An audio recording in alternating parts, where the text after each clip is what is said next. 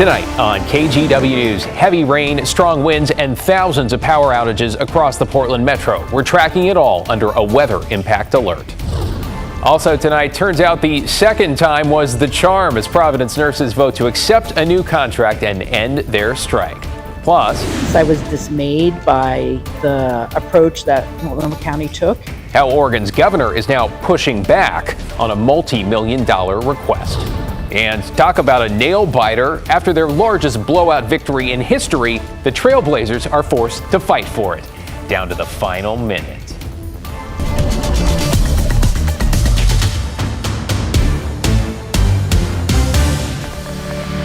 Thanks for joining us. I'm David Mulco. Let's get right to our weather impact alert with heavy rain, gusty winds, hail as large as coins in some spots, and tens of thousands of power outages, all on a messy Monday night, a pileup of sorts after a very wet weekend. Right now, you're looking at live radar with plenty of green on the map tonight as our entire area gets drenched from the coast to the valley and beyond. Chief Meteorologist Matt Savito tracking it all for us. So, Matt, how much longer are we talking before things finally start to dry out? We'll get back to the radar in just a bit. I want to start with this. This is video from the Philida area in Vancouver. Look at the winds there, just whipping those trees as we had those thunderstorms go through earlier in the day. The winds right now are all sustained about 20 miles an hour, but the gusts, of course, were a lot higher when we had those thunderstorms, but we still have some strong winds along the coast. Astoria sustained winds of 35 miles an hour. Look at the forecast here, though. 50-mile-an-hour gusts still will happen on the coast in the next few hours, and gusts as high as about 40, 45 miles an hour. The Portland area, they will begin to diminish, but slowly, still around 30 miles an hour in the morning hours,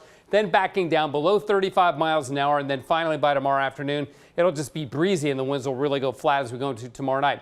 Here's Doppler radar. We still have thunderstorms forming along the coast here and some heavy rain in the metro area at this time.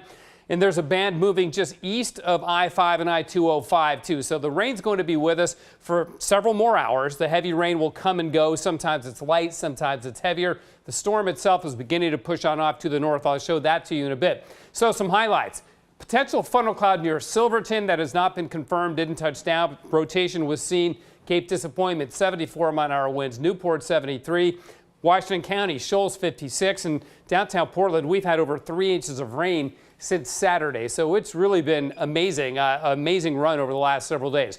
High wind warning continues on the coast. Wind advisory in the valley until early tomorrow morning. They may expire a little bit sooner, but plan on that to be up till about 4 a.m. We also have a high surf warning on the coast. Wait till you see the swells. I'll show you those a little bit later on too. Our wind gusts again will be backing down to the 30-mile-an-hour range in the overnight hours, but still with the saturated soils, and we haven't had a lot of south wind this winter, we could still see some trees or limbs come on down. So we shouldn't let our guard down just yet. So strong, potentially damaging winds still overnight tonight. Downed trees and branches still a good possibility. And unfortunately, there could be more power outages. Hopefully not, but it's still in the cards till we get to the early morning hours. David? Thanks for keeping an eye on it all. We'll check in with you in just a few minutes, Matt, as we continue to track these impacts. Folks all over the Portland metro and well beyond are dealing with, as Matt mentioned, those power outages. Here's a live look at PGE's outage map. About 60,000 customers in the dark. That is down from 67,000 earlier tonight.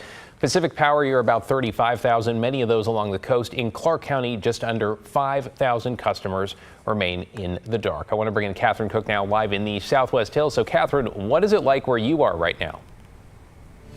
Right now, David, we seem to be getting a little bit of a break in the system up here, but it's still quite windy and rainy. Though about a half an hour ago, thank God we weren't out here then, it was raining very hard sideways, as I'm sure so many people have seen over the metro area today. As you mentioned, nearly 60,000 people are without power from Vancouver down to Salem, including up here in the West Hills.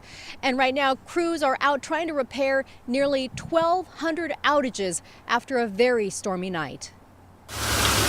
This video is from Silverton. They got a huge downpour of hail early Monday night. It was too much for this home's gutter. Our thanks to Jessica Caldwell, who captured the sloppy mess for us. But hail was a far cry from a tornado. The National Weather Service issued several tornado warnings for parts of Marion and Clackamas counties. Fortunately, they expired without reports of a funnel touching down. Strong winds did cause damage around the metro. That includes in northeast Portland, where the top of this tree snapped off and crashed through a family's roof. And in southeast Portland, neighbors captured this scary sight, a downed power line causing a small fire near southeast 91st and Powell. By nightfall, utility crews were out repairing the mess, one of several that caused thousands of customers to lose power. The damage is really all over the city. As of 7 o'clock tonight, Portland Parks and Rec has reported 27 downed tree-related emergencies. And an important reminder tonight, if you see a downed power line, call 911 and treat it as though it were a live wire. They can be extremely dangerous. And if you see a downed tree across a road or on city property, you're invited to call 503-823-TREE. That will get you a city crew arborist to come out right away and check it out. David, back to you. Yeah, such an important reminder when it comes to downed power lines. Thank you, Catherine. By the way, here's another example of what we have seen tonight. Clackamas Fire saying they have had several instances of downed trees and power lines. One of those trees fell on a vehicle, though the good news, fire crews say nobody here was seriously hurt. Meanwhile, on Highway 26, we have a traffic alert tonight where a crash has closed the highway in both directions near the coast. This is just west of the junction with Highway 53, so that is an option, 53, if you need to get to or from Highway 101. We're working to learn more about the circumstances here and if weather may have played a role. Landslides, another concern in weather like this, in part because of all the rain that fell over the weekend. Crews were busy today cleaning up at a couple of different spots around town. One landslide on Sunday shut down Northwest Cornell between Skyline and Thompson. That was cleared today. That road is now open. We've got a lot of rain headed for us tonight. We had a lot of rain over the weekend as well. We need the public to be aware that there's high wind expected and substantial rain again overnight tonight. The other landslide on Northwest Thompson Road, that has also since been cleared. Crews are out right now, I'm sure. It is not just the Portland Metro seeing slides and weather impacts. A section of the historic Columbia River Highway was also shut down in the gorge, with heavy rain causing a rock fall on the road near Rowena. There's also a significant slide, another one on Highway 224. This is near the community of Ripplebrook. That's in the Mount Hood National Forest. That highway is closed in both directions, with cleanup expected to begin sometime tomorrow morning. We'll stay with KGW for continuing coverage of the wind and rain tonight and into the morning hours, bright and early on Sunrise at 4:30. Look for the latest on air on KGW.com and on our TV app, that is KGW Plus. We'll have another update for you when Matt returns with your full forecast, including your 7-day and some dry days there, in just about 10 minutes.